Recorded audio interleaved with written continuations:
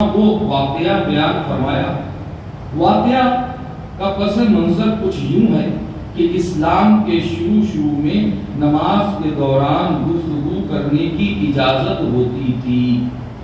شروع میں نماز کے دوران گفتگو کی جاتی تھی، اس کی اجازت تھی۔ پھر اللہ پاک کا حکم آیا اور نماز کے اندر باتیں کرنے سے منع کر دیا گیا۔ یہ جو نیا حکم تھا، حضرت معاویہ بن حکم سلیمی رضی اللہ تعالیٰ عنہ کو اس نئے حکم کا علم نہیں تھا۔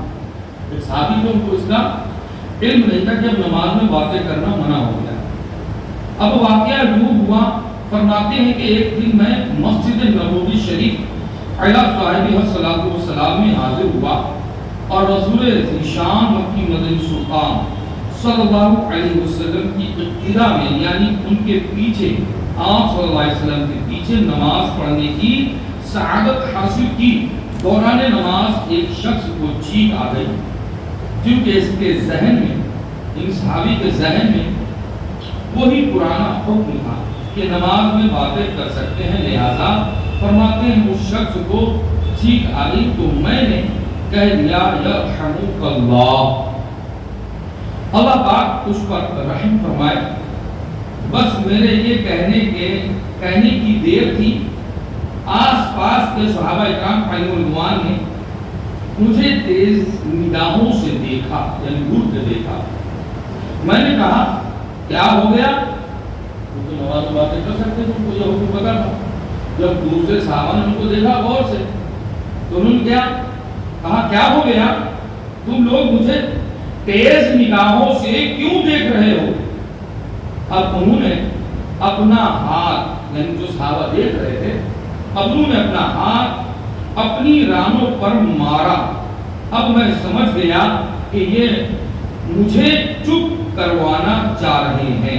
میں چپ ہو گیا، چنانچہ میں چپ ہو گیا۔ فرماتے ہیں نماز مکمل ہوئی، سلام پیارے آقا صلی اللہ علیہ وسلم نے پھیر دیا۔ اب کہا معلم کائنات فخر موجودات صلی اللہ تعالی علیہ وسلم نے مجھے اپنے پاس بلوایا، میرے ماں باپ ان پر قربان ہوں، وہ صحابی کہتے ہیں آپ صلی اللہ علیہ وسلم سے بڑھ کر اچھا اور بہترین معلم، سکھانے والا، تربیت فرمانے والا نہ میں نے پہلے کبھی دیکھا، نہ آپ کے بعد کوئی دیکھا جائے گا۔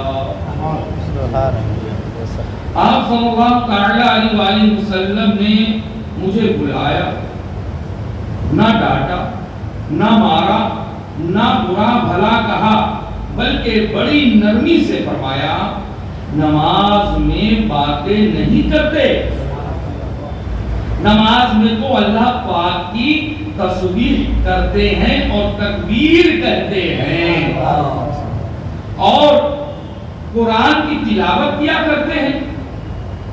نرمی لیحت یہ دائیں درود گرمی۔ میرے پیارے محترم اسلامی، حضور علیہ السلام کی شان ہی گرامی ہے۔